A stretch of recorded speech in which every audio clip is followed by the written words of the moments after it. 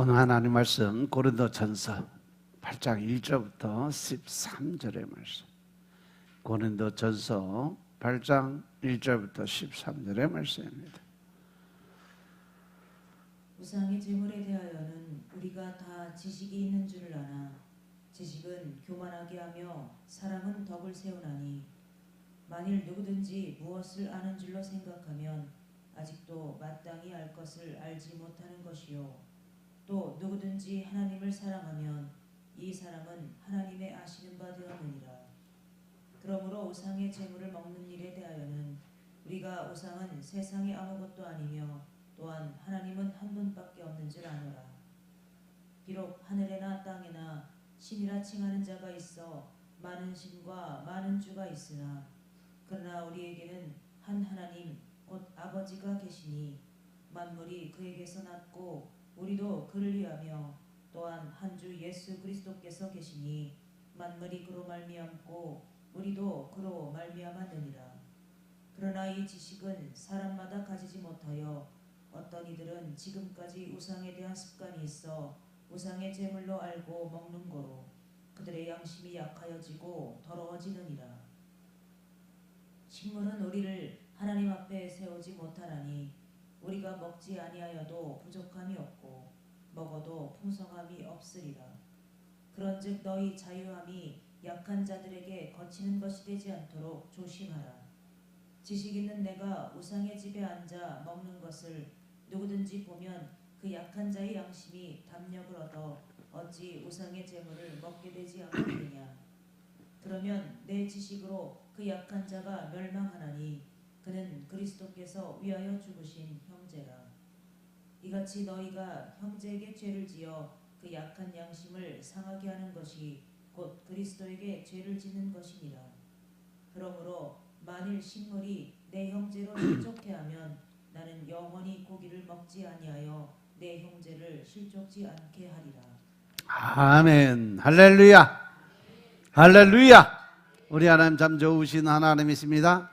지금 이 시간도 하나님의 은혜와 평강이 여러분들의 가정과 직장과 사업장 그리고 여러분들의 자녀들까지 하나님의 은혜가 흐르고 넘치도록 채워지길 주의 이름으로 축원합니다. 자, 우리 따라합니다. 나는 예수님 안에서 모든 사람들을 이해하고 용서하고 사랑하겠습니다. 자, 우리 선포의 기도 드립니다. 나사렛 예수 이름으로 명하노니 내 안에 가난의 영, 채무의 영은 떠나갈지어다. 내 앞에 하나님의 축복을 가로막는 모든 악한 영들은 속히 떠나갈지어다. 내 죄로 인하여 나를 떠나갔던 모든 영권, 인권, 물권은 속히 회복되어 돌아올지어다. 아멘. 우리 안에 있는 분 가난의 영, 채무의 영이 떠나간 줄로 믿습니다. 우리가 지은 모든 빚은 다 탕감되어지는 줄로 믿습니다. 하나님의 축복을 가로막는 악한 영들이 떠나가고 또한 우리를 떠나갔던 영권, 인권, 물권의 권세들이 다 회복되어 돌아온 줄로 믿습니다. 아멘. 이 시간 하나님께 영광을 드리는 귀한 시간 되시길 주의 이름으로 축원합니다. 오늘 고린도전서 8장 1절부터 13절의 말씀 가지고 만물은 하나님께서 만드신 것입니다 하는 제목으로 말씀을 나누겠습니다. 따라합니다. 만물은 하나님께서 만드는 것입니다. 만물은 하나님께서 만드신 것입니다. 아멘. 여러분들 우유 중에 아인슈타인 우유 언제 나왔는지 아세요? 얼마 전에 보니까 남양우유에서 나온 아인슈타인 우유가 벌써 시작한 지 30년 됐다고 그러더라고요. 우리 보경이 지훈이도 아인슈타인 머리 좋아지다고 그때 사 먹였는데 비싼 돈 주고 다른 우유보다 훨씬 비싼 건데 그거 비싼 돈 주고 사서 주면 안 먹고 있다가 친구들 갖다 나눠주는 통에 끊었어.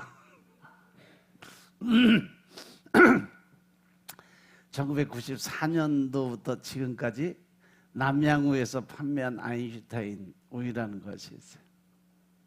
이 회사가 이 제품을 먹으면 아이가 똑똑해지고 총명해진다라고 광고를 했어요. 그 남양유업의 고급 우유 브랜드인 아인슈타인 우유가 올해로 출시 30주년이라고 그래요. 그 아인슈타인 우유가 1994년에 처음 선보인 이후에 지난달까지 한 21억 팩을 팔았다고 그래요. 21억 팩. 전 세계 인구가 지금 한 85억 명 되니까 지구의 4분의 1이 아인슈타인 우유를 먹었다고 봐도 돼. 옛날에 그런 말이 있어서 우리 새끼 똑똑해지고 천재대라고 아인슈타인을 먹였다. 그랬더니 얘가 아무리 봐도 조금 부족한 것 같아. 그래서 서울대 가라고 서울 우유로 바꿔줬지. 그랬더니 아이 이래도 좀 부족해. 그래서 그래도 그럼 연세대라도 가라 그러고 연세 우유로 바꿔줬어요. 그랬더니 애가 머리 연세대학교도 못 따라 그래서 아유 그래 그러면 단국대라도 가라 그러고 단국대 우유를 먹인 거예요. 근데 얘가 도저히 머리가 안 돼. 그래갖고 마지막으로 먹인 게 뭐예요? 에? 매일 우유? 아니요. 저 지방대학교라도 가라 그러고 저지방 우유로. 저 지방대라도 그래도 가라 그래서 저지방 우유로 바꿔줬다고 그런 말이 옛날부터 있었어요. 그래서 똑똑한 놈은 아인슈타인 먹고 서울대 갈 놈들은 서울 우유 먹고 연세대 갈 놈들은 연세 우유 먹고 단국대 갈 놈들은 단국대 우유 먹고 그리고 이것도 저것도 안 되는 놈은 저 지방으로 가라 그래서 저 지방 우유 먹는 거야. 그러니까 애들한테 저 지방 우유도 싸먹이지 마. 이 아인슈타인 우유의 성공 비결이 단순히 제품의 품질을 넘어서 혁신적인 제조 방식 그리고 마케팅 전략, 지속적인 제품 이 군에 대한 확장에 있어서 그만큼 우유에 대한 끊임없는 연구 그리고 그들이 노력한 결과라고 볼 수가 있는 거죠.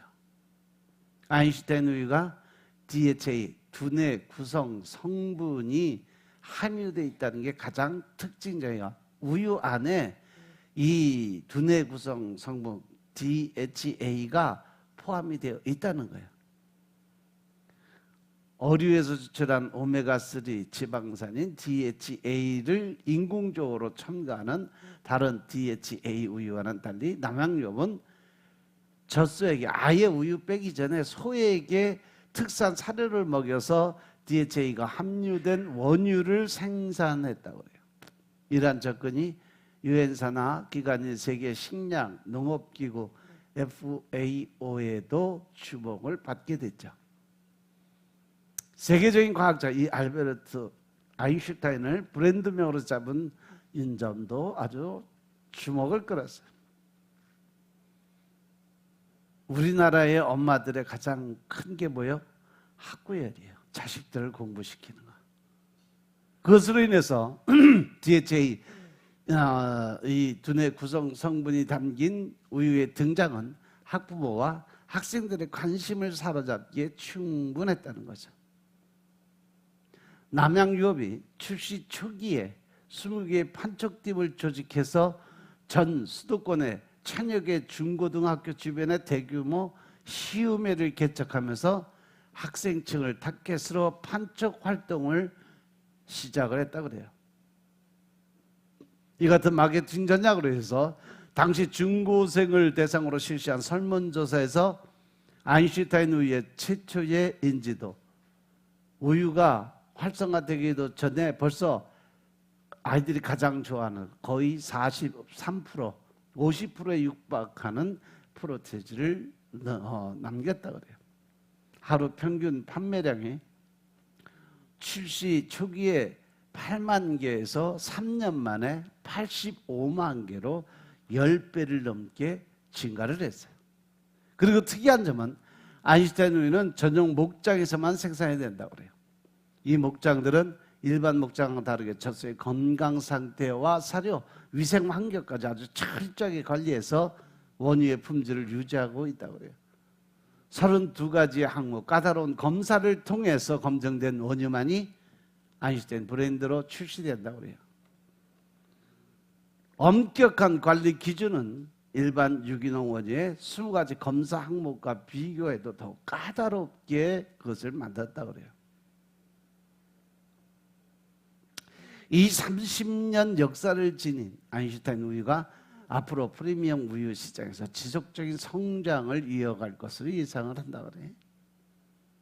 남양유업 관계자가 아인슈타인 기업의 실적을 견인했을 뿐 아니라 사회에, 회사의 이미지를 한 단계 끌어들인 제품이라고 고백을 했어요. 이렇게 사람들은 어떤 지혜로운 사람들보다 똑똑해지는 것에 더 관심이 많다는 거죠. 지혜라는 것은 어느 정도 그 똑똑함의 지식이 어떤 한계를 지나서 숙성이 돼야 얻어지는 게 지혜예요. 근데 사람들이 현실을 바라보고 특히 우리나라 같은 경우 빨리빨리 문화가 더 확장이 돼 있으니까 기다릴 수 있는 시간이 없어. 그래서 지혜의 어떤 사람보다는 똑똑한 사람들을 생성해내기 위해서 늘 준비하고 살아간다는 거죠. 물론 사람들 생각 속에 똑똑해지는 것과 지혜로운 것 중에 어느 것을 택하겠냐고 물으면 사람들은 지혜로운 사람을 원한다고 이야기는 해요. 하지만 삶은 지속적으로 알고 배우고 그리고 지식을 늘리는데 열심을 최선을 다해서 살아가요. 그는 다른 사람들의 마음을 돌아보고 배려하고 사랑하는 데는 아주 늦게 반응을 할 수밖에 없다는 거죠. 오늘 이 아인슈타인 우유에 대해서 설명을 드린 이유가 세상을 살아가는 그 성공의 삶을 위해서 아주 특별한 노력을 기울여서 성공하는 것처럼 우리 하나님을 믿는 신앙인들도 하나님의 방법에 의해서 아주 특별한 노력을 통해서 신앙의 경제에서 성공할 수 있는 여러분들이 되기 위해서 아주 특별한 노력이 필요하다고 생각을 했기 때문에 이 말씀을 전해줬어요. 따라서 오늘 본문은 지식을 가지고 있는 것보다 사랑하는 것이 얼마나 소중한가를 보여줍니다. 그리고 우상의 재물에 대해서는 우리가 다 지식이 있는 줄 아나 지식은 교만하게 해서 사랑은 덕을 세운다. 2절의 말씀입니다. 사도 바울이 고린도 교회에 보낸 여러 중요한 편지 가운데 하나인 이 서신은 당시 성도들을 마주했던 우상에게 바쳐진 재물이라는 실제적인 문제 속에서 우리가 신앙생활을 하면서 갖춰줘야 할 지식과 사랑의 바람직한 균형에 대해서 아주 귀한 교훈을 전하고 있어요. 물론 음식적인 부분도 나중에 다 취급을 하겠지만 하나님께서 이 말씀을 주신 이유는 바로 우리가 영적인 그 자의 모습을 어떻게 판단하고 결정을 해야 되느냐 문제가 더 깊이 들어있음을 깨달으시기 바랍니다. 오늘 이 말씀이 오늘날 복잡한 시대를 살아가는 우리에게는 어떤 의미를 가지는지 우리가 함께 살펴보면서 우리의 믿음과 일상에 어떻게 적용하고 있는지 깊이 한번 생각해 보시기 바랍니다.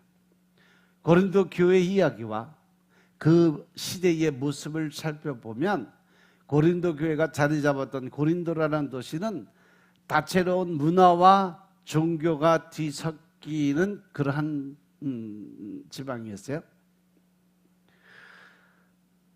그것이 항구 도시라서 여러 나라의 장사꾼들이 모였고 또 이 고린도 교회 고린도 지방에는 일종의 시장을 형성한 것이 엄청나게 크게 돼 있어요. 외국에 들어온 물건 또 자기 나라 것도 갖다 팔아먹고, 그러다 보니까 이 항구 도시의 특징이 뭐냐면 많은 사람들이 오가고, 특히 이 남자 여자 술 이런 것들이 풍성한 곳이 바로 이 시장통이에요. 그러다 보니까 그들이 믿는 신들이 풍성하게 있었다는 거죠. 도시 곳곳에 우상 신전들이 질비했고, 사람들의 일상생활과 깊숙한 곳까지 우상 숭배의 그림자가 이미 들어와 있는 상태라는 거예요. 이런 환경 속에서 신앙을 이어가던 고린도 교회의 성도들은 자연스럽게 여러 가지 문제와 부딪힐 수밖에 없었어요. 그래서 그 중에 제일 앞에 나타나는 가장 큰 문제가 뭐냐? 바로 먹고 사는 문제에서 걸리죠. 우상에게 바쳤던 음식을 먹어야 되냐 말아야 되냐. 사도 바울은 이러한 상황을 누구보다도 잘 알고 있었기 때문에 고린도 성도들이 혼란 속에서 믿음의 정도를 벗어나지 않도록 이 편지를 통해서 아주 세심하게 영적인 리더를 해주고 있는 상황이에요. 그래서 우상 제물 논쟁에 대한 사도 바울의 시각을 살펴보면 고린도서 8장의 주요 내용은 바로 이 우상에게 바쳐진 제물, 이 문제를 어떻게 하느냐를 중심적으로 펼쳐지고 있어요. 어떤 성도들은 나름대로 자기의 지식을 가지고 있었어요. 그들은 우상은 실체가 없고 오직 하나님만이 유일한 분이시니까 우상에게 바쳐진 음식을 먹어도 아무렇지 않다라고 생각을 했어요. 하지만 모든 성도가 동일한 수준의 지식이나 믿음을 가지고 있었던 것은 아니라는 거죠. 다른 어떤 성도들에게는 우상에게 바쳐진 음식을 먹는 행위가 여전히 양심에 부담되는 일이었고, 자칫 잘못하면 우상 숭배로 다시 빠질 수도 있는 위험한 행동으로 비치기도 했어요. 이러한 상황 속에서 사도 바울은 지식이 가지는 중요성을 인정하면서도 그것이 전부가 아니라는 점을 분명히 강조를 해요. 사람이 알고 있는 지식이 중요하기는 한데 그것이 전부가 다가 아니다. 지식은 사람을 교만하게 만드는 그러한 습성이 있다는 거죠. 하지만 사랑은 덕을 세울 수 있다는 거죠. 사람이 많이 알고 많이 느끼고 머리에 쌓인 것이 많으면 그만큼 자만과 교만의 마음이 자랄 수밖에 없다는 거죠. 하지만 이 사랑이라는 것은 뭐예요? 하나님의 말씀, 하나님의 본체, 예수 그리스도를 믿는 믿음, 이러한 그 안에는 이 덕을 쌓는 힘과 능력이 그 안에 들어있다는 거예요. 그리고 사도 바울은 고린도서 8장 2절에서 뭐라고 얘기하면, 자기가 무엇을 좀 안다고 생각하는 사람은 사실 마땅히 알아야 될 것을 제대로 알지 못하는 거다. 아직도 마땅히 알 것을 알지 못하는 것이다. 이 말씀은 우리가 가진 지식이 자칫 잘못하면 우리를 교만하게 만들 수 있음을 경고한다는 사실 명심하시기 바랍니다. 단순히 많은 것을 아는 것 자체가 중요한 것이 아니라 진정한 지식은 하나님을 사랑하는 마음에서부터 시작된다는 깊은 뜻을 담고 있습니다. 그는 지식보다 훨씬 더 근본적이고 중요한 가치로 바로 사랑이라는 단어를 제시하죠. 여기서 말하는 사랑은 단순히 감정에 머무는 것이 아니라 다른 사람을 세워주고 교회 공동체가 함께 건강하게 성장할 수 있도록 돕는 적극적인 실천, 섬김의 은사를 설명을 하는 거예요. 아멘. 우리가 가진 지식이나 누리는 자유는 혹시라도 믿음이 약한 다른 형제 자매에게 상처를 주거나 그들을 잘못된 길로 이끌 위험이 있다면 그것은 진정한 사랑의 모습이 아니다라는 거예요. 우리가 하나님을 믿는 믿음 안에서 상대방에게, 다른 사람들에게 평안함을 주고 위로를 주고 그들의 아픈 마음을 치료할 수 있는 그러한 말과 행동으로 나타나는 것이 진정한 사랑의 모습이지, 만약에 그렇지 않고 그것으로 인해서 내가 하는 말로 인해서 내가 하는 행동으로 인해서 다른 사람들이 상처를 받는다면 그것은 사랑이 아니다. 그것은 마귀 사단의 모습이라는 것이죠. 따라서 형제를 향한 사도 바울의 희생적인 마음을 보면 사도 바울 자신은 가진 지식 덕분에 우상의 제물에 먹는 것에 대해서 아무런 거리낌이 없이 자유로울 수 있었어요.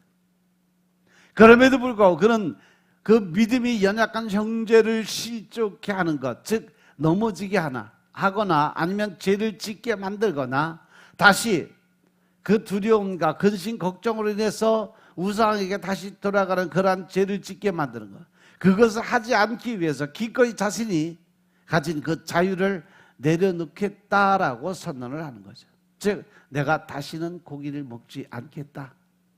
왜? 내 건강을 위해서 또 나의 삶을 위해서 필요하지만 그것으로 인해서 다른 사람의 상처를 받고 혼란과 혼돈 속에 빠질 수 있다면 난 차라리 그것을 안 하고 그 사람들을 구하겠다는 거죠. 그는 만일 음식이 내 형제를 넘어지게 한다면 난 영원히 고기를 먹지 않겠다라고 선포를 해버려요. 이것처럼 우리의 믿음은, 하나님을 믿는 온전한 믿음의 본질의 모습은 뭐냐? 바로 하나님의 뜻대로 우리가 살아가는 건데, 그 하나님의 뜻대로 살아간다는 것은 결국 우리가 하나님의 의를 드러낼 수 있는 삶. 그러려면 결국 나는 섬김을 받는 것이 아니라 오히려 섬기는 자리에 들어가야 되고, 내가 사람들에게 인정받는 것이 아니라 내가 남들을 세워주는 자리에 서 있어야 됨을 깨달으시기 바랍니다.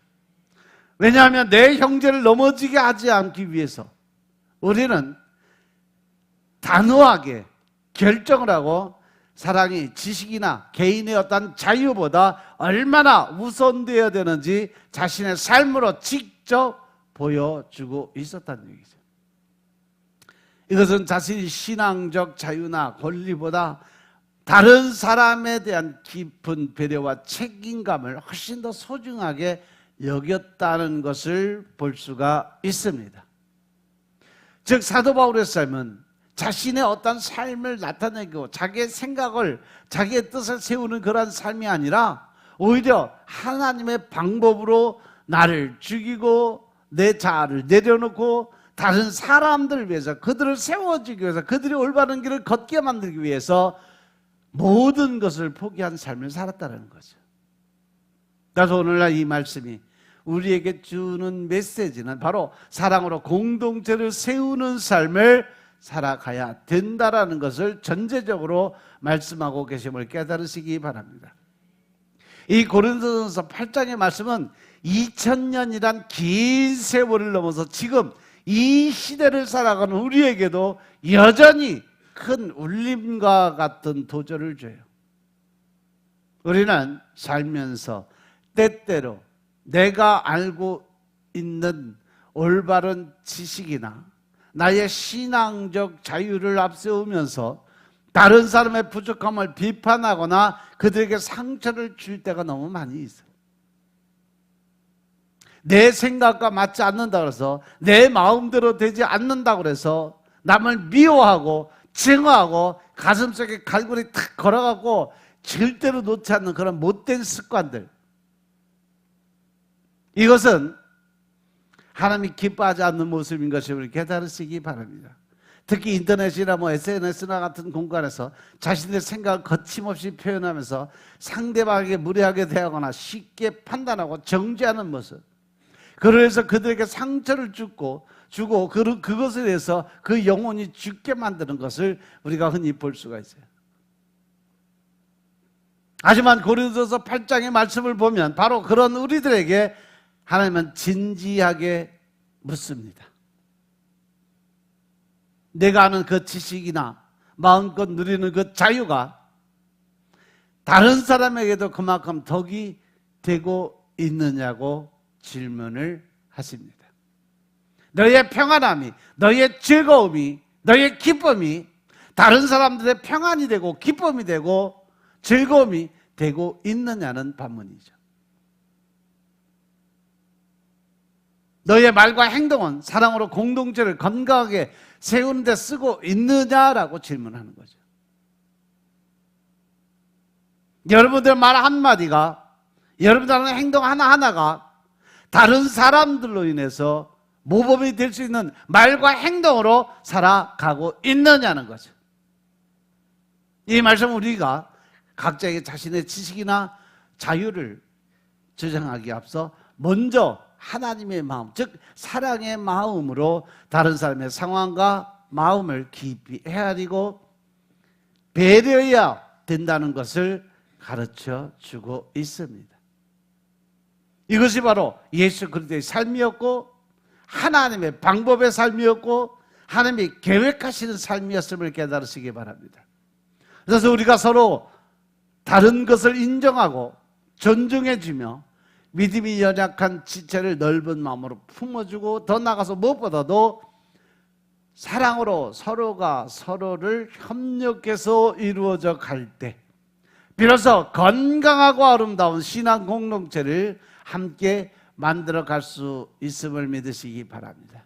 이것이 하나님의 뜻이고 예수 그리스도께서 우리에게 명령하신 너희는 협력해서 선을 이루라는 그 말씀을 이루어 가고 있음을 깨달으시기 바랍니다. 따라서 고린도전서 8장의 말씀은 지식 그 자체보다 사랑이야말로 진정한 신앙의 가장 기본적인 토대인 것을 말씀하시고 우리에게 이웃을 향한 따뜻한 마음과 더불어 남을 배려하는 깊은 행동을 직접 실천하라고 말씀하고 계신다는 거죠.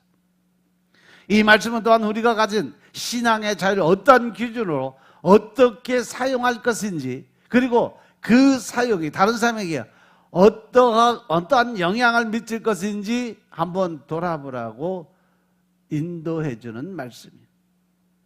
따라서 이 말씀을 통해서 고린도서 8장의 소중한 말씀이 오늘 예배를 드리는 모든 분들의 삶에 깊이 새겨지고 지식과 사랑의 균형을 지혜롭게 잘 이루고 서로에게 힘이 되어주는, 즉 협력해서 선을 이루어가는 복된 하루하루를 살아가시길 주의 이름으로 축원합니다. 그리고 나서 이제 7장에 이어서 고린도 교회 성도들이 질문한 것을 계속 이제 다뤄가고 있어요. 이번엔 우상에게 바쳐진 제물에 대한 거예요. 크게는 1절부터 3절의 말씀, 그리고 4절부터 13절의 말씀, 이렇게 두 부분으로 구분이 되는데 둘 다 못못에 대해서는이란 표현으로 시작하고 그에 대한 설명을 제공하는 방식으로 말씀을 풀어가요. 첫 부분은 독자들의 행동에 근거가 되는 지식에 대해서 다루고 있어요. 둘째 부분은 우상의 제물을 먹는 것에 대해서 우상에 대한 지식과 음식에 대한 것으로 나누어서 설명을 하고 있죠. 먼저 1절부터 3절의 말씀을 보면 덕을 세우지 못한 지식인들의 모습이에요. 학습을 함으로 무엇인가를 깨달아갈 때 마음을 시원하게 해줄 수 있는 그러한 지식이 들어요. 하지만 깨닫는 순간 알지 못한 사람들이 답답해 보인다는 거죠. 즉 내가 모르는 것을 알게 될 때 그것으로 감사해서 그것을 나누고 베푸고 그 사람들에게 이해하고 가르치려고 생각하는 것이 아니라 내가 이 정도인데 너는 이것도 몰라? 이거죠. 즉 그 안에 지식을 깨닫게 되면 뭐가 들어와서? 교만이 들어와요. 그러면서 남을 무시하는, 저 아래로 내려다보는 이러한 습관적 버릇이 들어온다는 거예요. 그래서 우리는 그런 사람들을 무식한 사람으로 무시하고 때로는 가르쳐 변화시키려고 할 때가 있습니다. 하지만 지식이 조금이라도 있는 사람이라면 너희는 선줄로 알았을 때 넘어질까 조심하라는 말씀 명심하시기 바랍니다. 그래서 우리가 뭔가 진리를 깨닫고 알았을 때 더 조심해야 된다는 거죠. 왜냐하면 곡식은 익으면 익을수록 고개를 숙이는 방법이에요.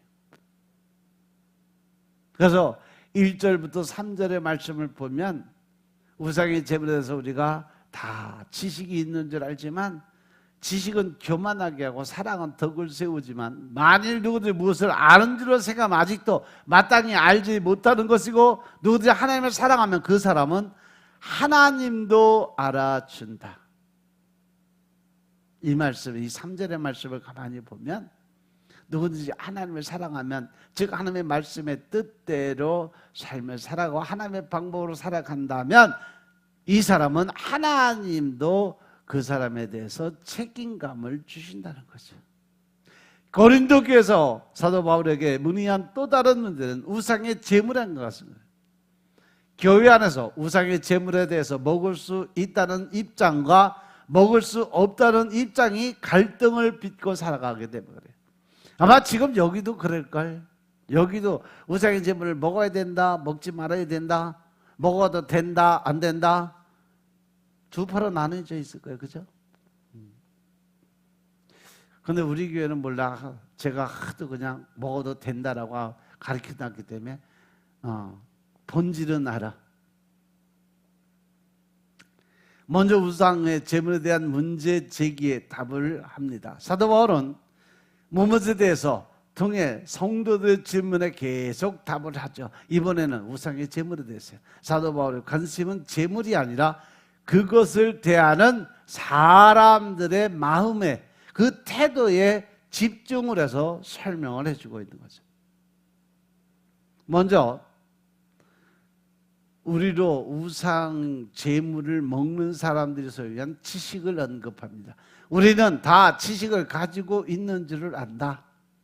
이 지식은 우상과 하나님의 관계에 대한 것 4절부터 6절 그리고 그 음식에 관한 것 8절의 말씀이에요. 그들은 이 지식을 통해서 자기 행동을 정당화하고 있는 것처럼 보여요. 여기서 사도 바울의 응답이 바로 2절 3절의 말씀. 지식과 사랑, 지식으로 자신을 합리화하는 자들에게 지식과 사랑에 대한 원리를 제공해 주고 있죠. 지식은 교만하게 하지만 사랑은 다른 사람들을 세워주는 그러한 덕이 있는 것이 사랑이다. 이 세운다는 것은 성도들과의 관계를 통해서 서로 성장하게 한다는 말씀이에요. 윈윈의 삶이죠. 서로 성공할 수 있는 그러한 방법을 만들어가는 거예요. 물론 그러기 위해서 세상을 살아가는 지식이 필요 없다는 얘기 아니에요. 반드시 필요해요. 근데 그것을 어떻게 활용을 하고 어떠한 방법으로 내 것으로 취하느냐가 중요하다는 거죠. 그것을 어떻게 관계를 맺고 함께 살아가는지가 중요하다는 거죠. 사도 바울은 이 원리를 두 개의 조건절로 구체화시켰어요.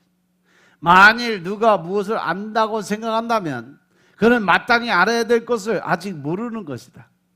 또 만일 누가 하나님을 사랑하면 하나님께서 그 사람을 알아주고 인정해 주신다는 거죠.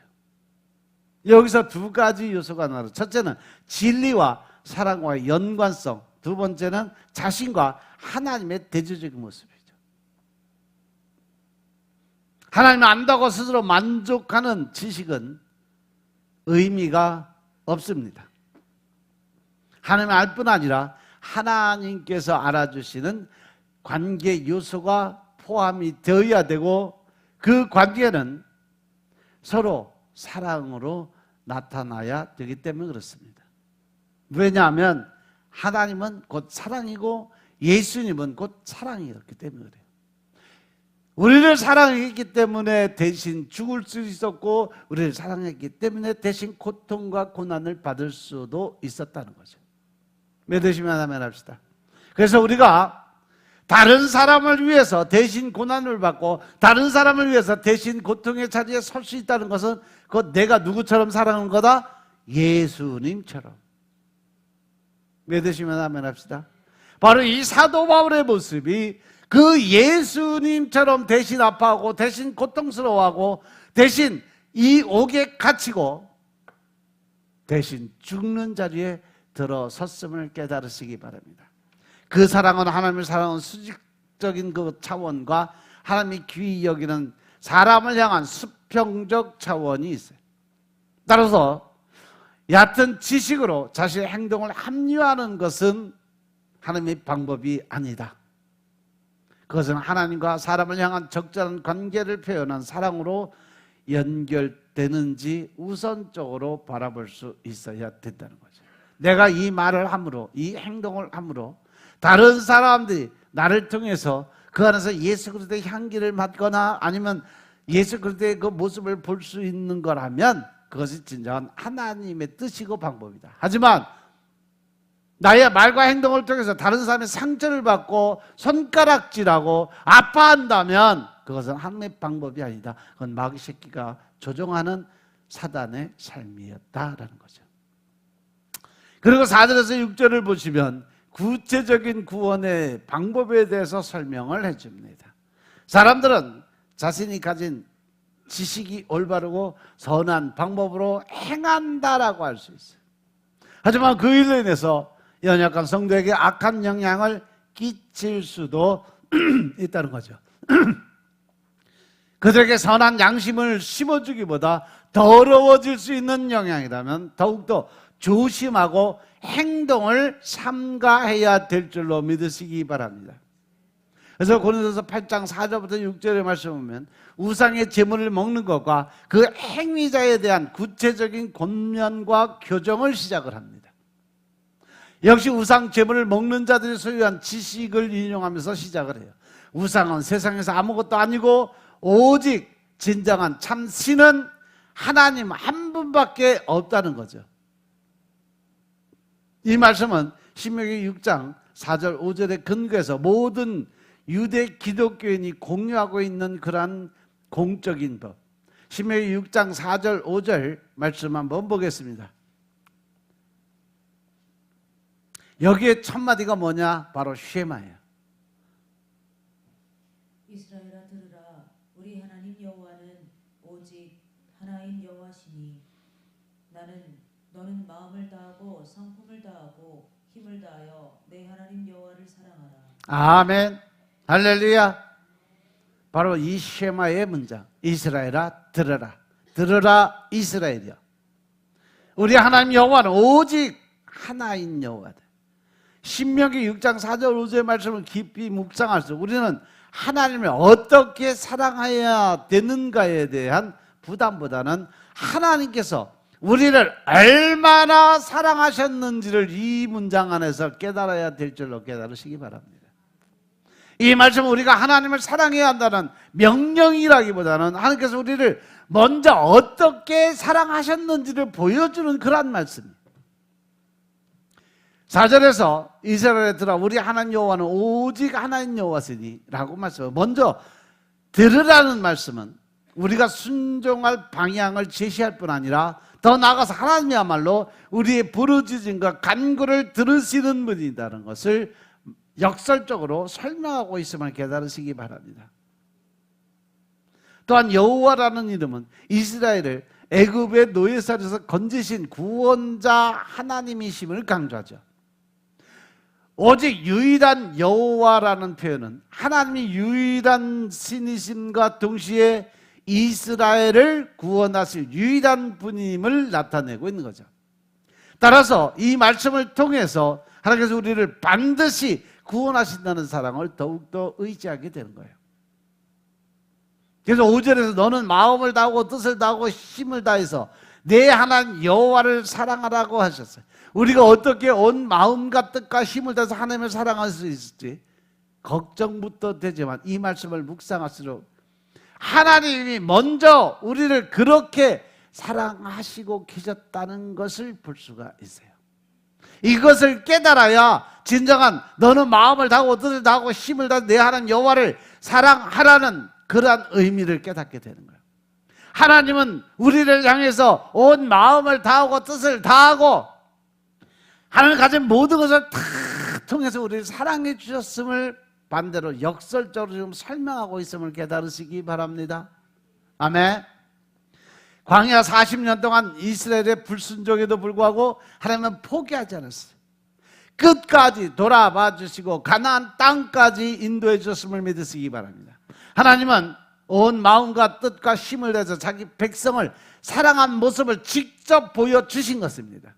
따라서 신명기 6장 4절 5절을 묵상하는 것은 우리의 사랑을 결단하는 행위라기보다 하나님께서 우리를 어떻게 사랑하였는지를 우리가 되돌아볼 수 있고 깨닫게 되고 그 사랑을 우리가 진정으로 이제는 나타내 보여주는 힘과 능력을 얻기 위한 방법인 것임을 믿으시기 바랍니다. 이 말씀으로 두 가지를 꼽며 첫째, 사랑을 알게 하는 말씀이 늘 들리는 자리에 서 있어야 된다. 그래서 여러분들 예배를 중요시하게 여겨야 되고 말씀을 중요하게 여겨야 되고 더 나아가서 기도를 중요하게 여기는 삶을 살아야 진정한 쉐마의 하나님을 만날 수 있다는 사실 명심하시기 바랍니다. 6장 4절에 들으라는 이 단순한 청취가 아니라 들으라는 것은 너는 이렇게 반드시 해야 된다라는 명령적인 이 모습이 그 안에 들어있음을 믿으시기 바랍니다. 말과 행동의 모습이 일치된 모습이에요. 하나님을 사랑하는 길의 기본은 하나님의 말씀을 듣는 거고 그 들었으면 들은 대로 깨닫은 대로 행동으로 나타내 보여주어야 된다. 이것이 바로 믿음의 사람, 복받는 사람의 모습이다. 그런데 우리는 매일 삶이 어떻게 살아요? 내가 환경과 조건 따져가면서 형편사정에 따라서 때에 따라서 사람들의 소리에 귀를 기울이고 살다 보니까 우선적으로 눈앞에 보이는 것이 중요해. 그러니까 눈에 보이지 않는 하나님의 말씀은 항상 뒤에다 밀어놔. 우선적 눈앞에 보이는 것만 보고 따라가. 그런데 늘 세상의 사단 마귀들은요, 우리에게 그 유혹과 미혹의 그 모습을 통해서 또 말을 통해서 또한 어떤 조건을 통해서 우리를 조금씩 계속 하나님과 멀어지는 자리로 끌고 내려가요. 가랑비에 옷 젖는다고 조금씩 끌어나다 보면 나도 모르게 서서히 끌려 내려가면서 결국은 어디로 가? 무너지는 자리로 들어갈 수밖에 없다. 진짜 나도 모르는 사이에 어느 순간에 하나님과 등 돌리고 있는 자리에 나는 설 수밖에 없게 만드는 것이 마귀 사단의 방법인 것임을 깨달으시기 바랍니다. 그래서 여러분들이 힘들고 어려운 일이 생길수록 또 좋은 일, 기쁜 일들이 생길수록 더 하나님 앞에 무릎 꿇고 더 예배에 집중하고 더 기도에 집중해야 된다는 사실 명심하시기 바랍니다. 왜냐하면 그 안에 하나님의 뜻이 있고 또 마귀 사단의 계략이 있는 것을 분명히 영적인 분별을 얻기 위해서는 우리가 하나님과 영적인 그러한 삶을 계속 지속적으로 여기를 해야 될 줄로 믿으시기 바랍니다. 그것이 예배자의 모습이고 그것을 말씀을 읽는 자의 모습이고 또 그것이 바로 그 말씀의 뜻대로 행함이 있는 믿음을 보이는 자의 모습인 것임을 깨달으시기 바랍니다. 하지만 매번 우리가 교회 나올 때마다 예배를 드릴 때마다 말씀을 읽을 때마다 그 말씀이 나에게 풍성하게 들리는 것은 아니에요. 때에 따라서 내 양심에 찔리는 말씀들이 나에게 들려지고 또 깨달음을 주기 위해서 하나님이 일하신 부분이 있어요. 그렇기 때문에 우리는 매일 말씀 읽는 것과 또 기도 드리는 것과 또 예배자의 모습, 즉 설교를 듣는 자리에 꾸준하게 나가서 읽고 듣고 깨닫는 대로 행함이 있는 믿음을 보일 때 하나님의 축복의 통로가 활짝 열린다는 사실 명심하시기 바랍니다. 그것이 바로 계시록 1장 3절의 말씀이에요. 때로는 말씀이 크게 다가오지 않을 때도 있지만 포기하지 말고 말씀을 가까이 하면 성령께서 우리를 가르치고 변화시킨다는 사실 명심하시기 바랍니다. 그런데 사람들은 늘 내 자아의 모습, 내 생각, 내 방법, 내 뜻대로 하려고 그래요. 그러다 보니까 더 힘들고 더 어려운 거예요. 그러다 보니까 교회 나오기도 힘들어지고 그러다 보니까 예배 드리는 것도 점점 어려워지고 그러다 보니까 내 생각이 앞서가다 보니까 모든 조건과 환경은 예배자의 모습에서 떠나가게 만드는 거예요.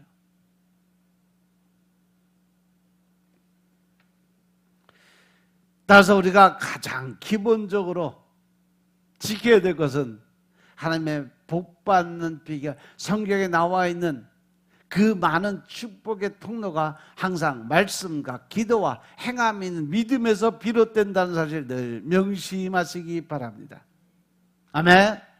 하나님을 사랑하는 길의 기본은 하나님의 말씀을 듣고 읽고 듣고 깨닫는 대로 행함이 있는 모습을 나타낼 때 우리가 진정 하나님을 사랑한다는 모습의 그 기본인 것임을 깨달으시기 바랍니다.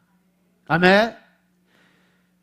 둘째는 하나님께서 겸손히 듣고자 한다면 다른 사람의 말도 겸손히 들을 줄 알아야 된다는 거죠.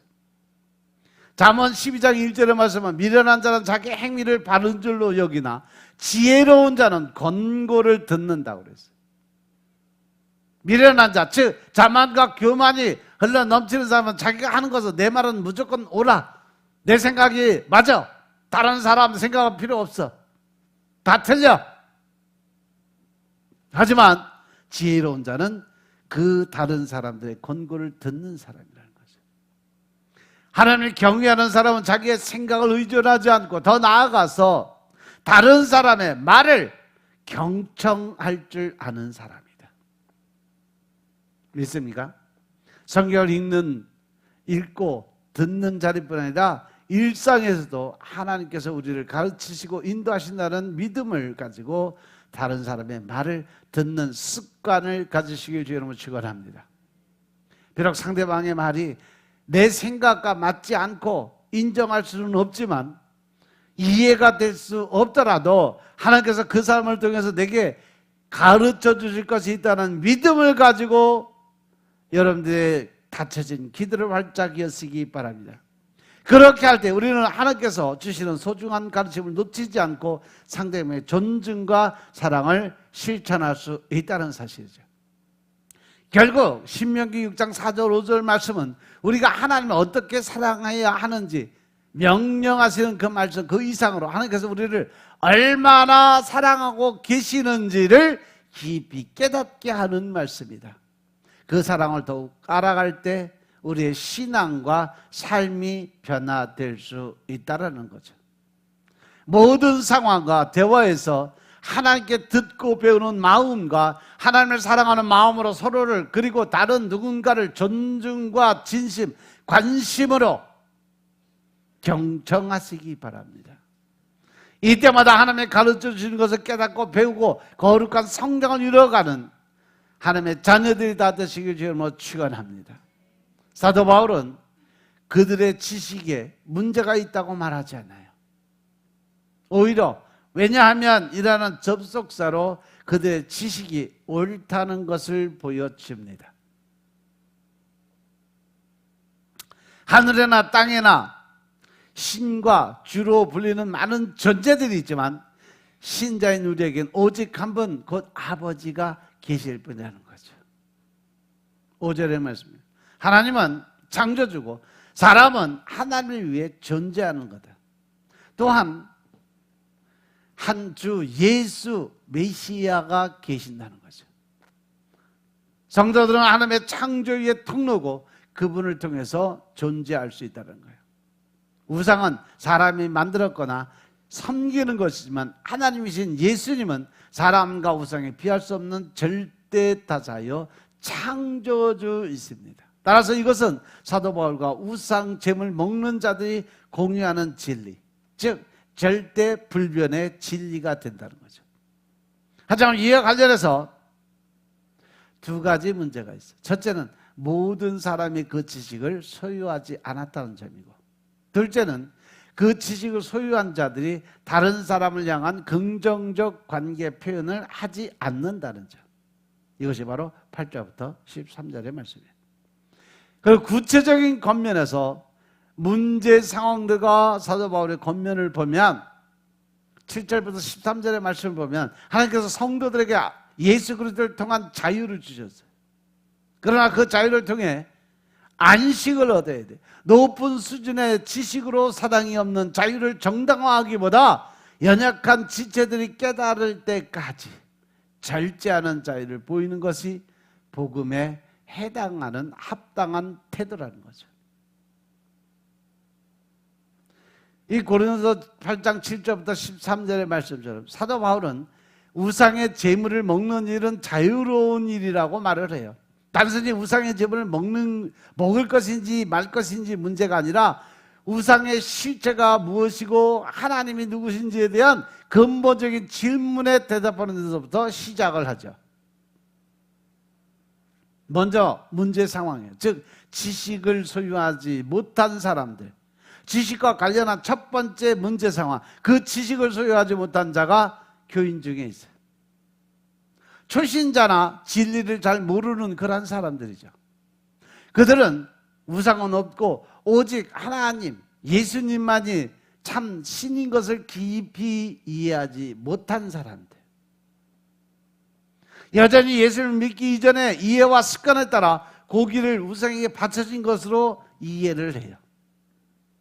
그래서 그 음식 먹는 것을 우상 숭배에 동참하는 일로 착각을 하고 생각해서 양심에 꺼리키지만 그래도 과거에 자기 습관적 버릇을 버리지 못하는 거죠.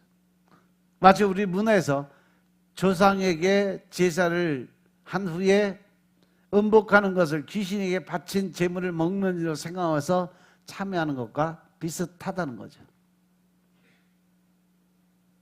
이러한 마음으로 참여하면 양심에 어긋나는 행동 때문에 죄책감을 느낄 수가 있고 우상에 대한 민감성이 떨어지거나 반대로 하나님을 향한 민감성이 떨어질 수도 있다는 거죠.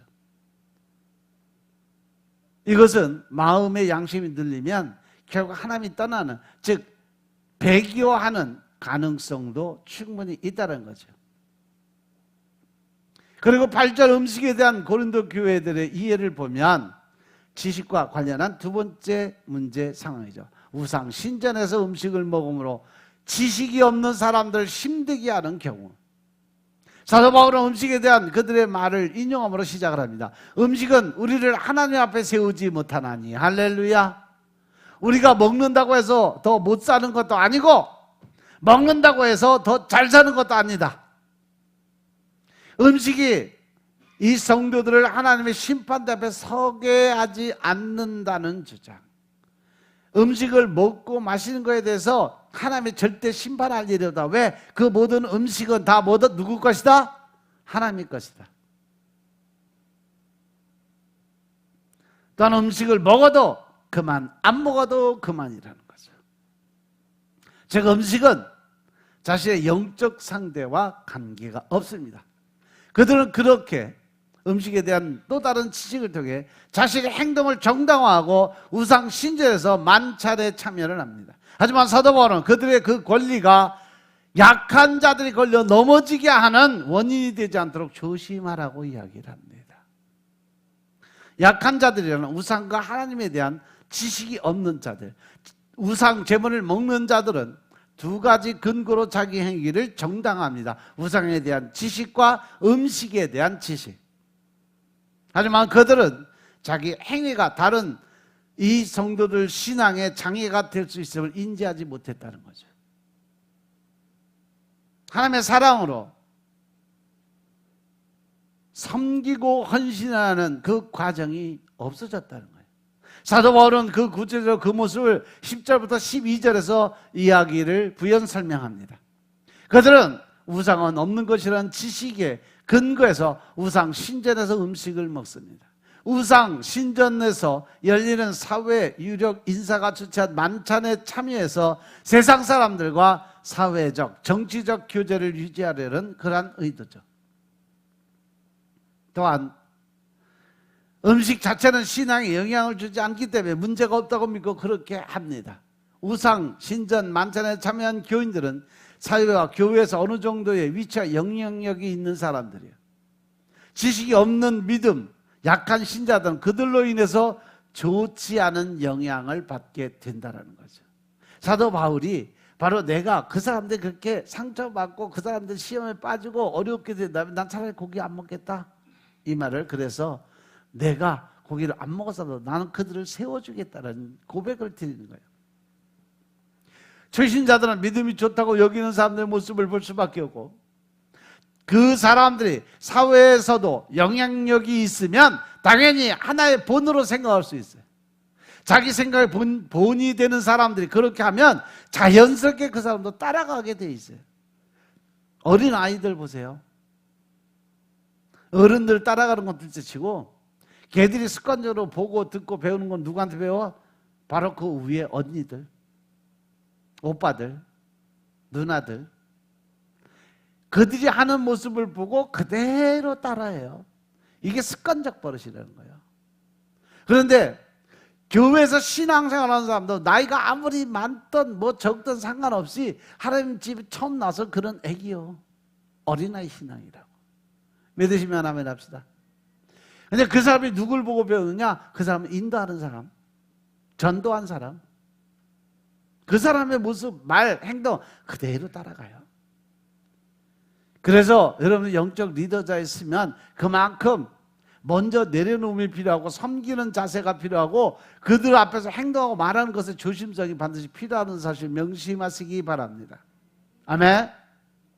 사도 바울은 이 상황에 대해서 그 약한 형제들은 메시아인 예수님이 그들을 위해서 죽은 것이라고 말하고 그들을 실족하게 하면 그들을 위해 십자가 진 예수님의 사역을 아무런 그 이유가 없이 만들 수 있다라고 경고하죠. 즉 예수님이 돌아가신 것이 아무것도 아닌 게 될 수도 있다라는 거죠. 그들은 지식이 있고 만찬에 참여할 권리가 있다고 하지만 예수님 안에서의 삶이 어떤 것인지 모르고 있어요. 단순히 지식이 아니라 하나님과의 관계, 곧 언약 관계가 중요하다는 거죠. 그 관계는 예수님의 뜻에 따라 사는 삶이 수반되는데 하나님을 사랑하는 것과 하나님의 소중히 여기는 사람을 사랑하는 것, 즉 하나님의 뜻을 따르는 삶이 표현이 되지 않으면 하나님과의 언약 관계에 진정으로 머물러 있는 것이 아니라는 거죠. 우상 제물을 먹는 사람들은 하나님의 백성을 배려하고 사랑하기보다 자신의 사회적 관계를 유지하는 게 더 우선시하는 그런 삶을 살았어요. 이것은 형제 사랑이 아니요, 더 나아가 하나님의 진짜 사랑하는 것도 아니라는 거죠. 그래서 만약 음식이 형제를 실족해 한다면 사도 바울은 자신은 절대로 앞으로 고기를 먹지 않겠다고 이야기해요. 무엇보다 더 중요한지, 무엇이 더 중요한지, 어떤 게 더 하나님의 방법에 다가가는 건지 분명하게 선을 긋습니다. 이렇게 자기 유익보다 형제 사랑이 더 중요하고 그것으로 하나님의 사랑을 표현할 줄 아는 것이 진정한 그리스도인이고 진정한 리더자의 모습인 것임을 깨달으시기 바랍니다. 지식과 사랑은 양자택일의 대상일 수가 없습니다. 사도 바울이 지적하는 것은 지식이 아니라 지식의 사용자. 여러분들 늘 말씀 안에서 기도 드리고 예배에 집중하시기 바랍니다. 다 안다는 오만함에서 건져달라고, 정작 알아야 할 것을 알지 못한 무지함에서 건져달라고, 더 온전한 진리를 향해 나아가지 않으려는 나태함에서 자신을 건져달라고 하나님께 기도를 드릴 때요. 그러기 위해서 여러분들 예배에 집중하고 말씀과 기도에 집중할 수 있는 여러분들의 삶이 되시길 주의 이름으로 축원합니다. 기도드리겠습니다. 아버지 하나님 감사드립니다. 오늘도 아버지 하나님 은혜 가운데 우리가 살아갈 수 있도록 주님 축복하시고 또 하나님의 뜻대로 우리의 삶이 변화될 수 있도록 도와주시니 감사합니다. 신령과 진정의 마음으로 우리가 주님을 찾고 찾는 그 자리에 주의 영적인 권세와 능력의 힘을 얻을 수 있도록 주여 축복하옵소서. 성령이 일하시는 모습대로 우리가 바뀌어주시도록 축복하시고 나보다는 남을 먼저 인정하고 세울 수 있는, 그러므로 인해서 서로 협력의 선을 이루어갈 수 있는 하나님의 뜻대로의 삶이 이 땅에서 이루어지도록 축복하옵소서. 오늘 하루도 오직 주의 영광 위에 살아가게 하시고 나보다는 남을 먼저 이해하고 용서하고 사랑하는 자리에 서게 하옵소서. 모든 말씀 우리 주 예수 그리스도의 이름으로 감사드리며 기도드려서옵나이다. 아멘.